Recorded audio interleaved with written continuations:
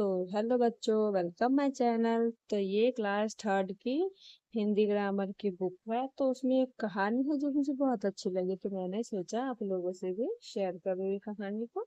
तो ये कहानी देखिए, इस कहानी का नाम है मेढक की भूल।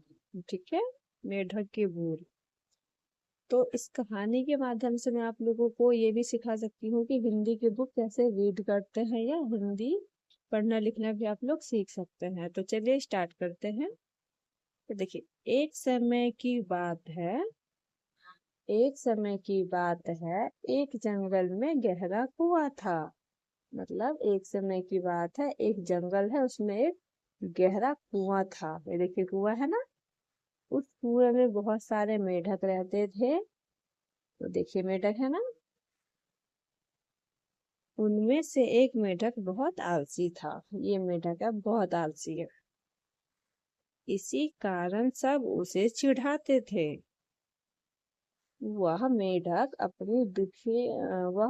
बहुत दुखी रहने लगा। इसलिए एक दिन उसने अपने साथियों से बदला लेने की ठानी। वह पास ही रहने वाले सांप के पास गया और बोला कि पास ही कुएं में बहुत सारे मेढक रहते हैं। वह चाहे तो रात में आकर सारे मेढक को खा सकता है। मतलब एक कुआं था, उसमें बहुत सारे मेढक रहते थे, लेकिन उसमें एक मेढक था जो बहुत आलसी था, तो इस कारण उस सारे मेढक उसको चिढ़ाते रहते थे।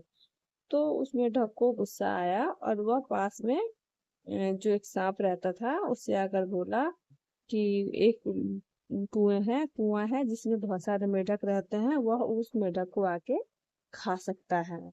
मतलब इसको इतना गुस्सा आया कि इसने सांप को बोल दिया कि आओ और मेढकों को खा लो। ठीक है, फिर देखिए क्या होता है।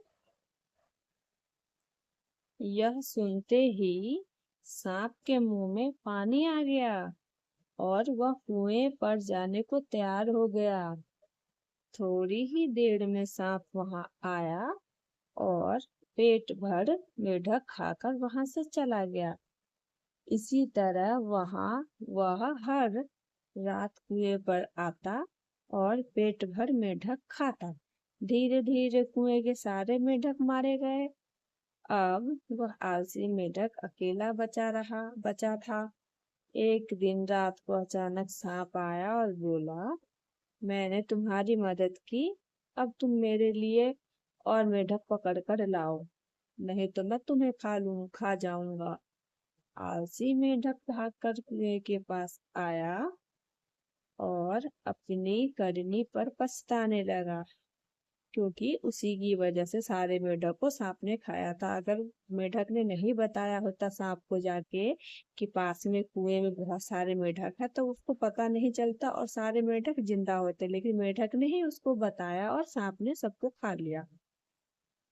तो करनी पर वो मेढक पछताने लगा कि मैंने कितनी बड़ी मूर्खता की। बदला लेने के लिए सांप की मदद मांगी और अपने सभी साथियों को मरवा दिया। अब वह खुद भी मुसीबत में फंस गया था। उसे अपने किए पर बहुत पछतावा हो रहा था, क्योंकि पूरे जंगल में कोई दोस्त नहीं था और वह अकेला रह गया। अपनी जान बचाने के लिए वह जंगल में भाग गया। अपनी जान बचाने के लिए वह दूर जंगल में भाग गया। तो बच्चों, इस कहानी से क्या पता चलता है कि कभी भी किसी का बुरा नहीं चाहना चाहिए। मतलब अगर मेढक ने नहीं जाके सांप को बताया होता कि पास के कुएं में बहुत सारे मेढक हैं, आप उसको खा जाओ, तो सारे मेढक जिंदा होते और जो मेढक आलसी था उसके ऊपर भी कोई मुसीबत नहीं आती।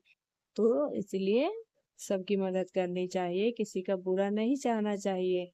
ठीक है बच्चों, बाय बाय, मिलते हैं नेक्स्ट स्टोरी में।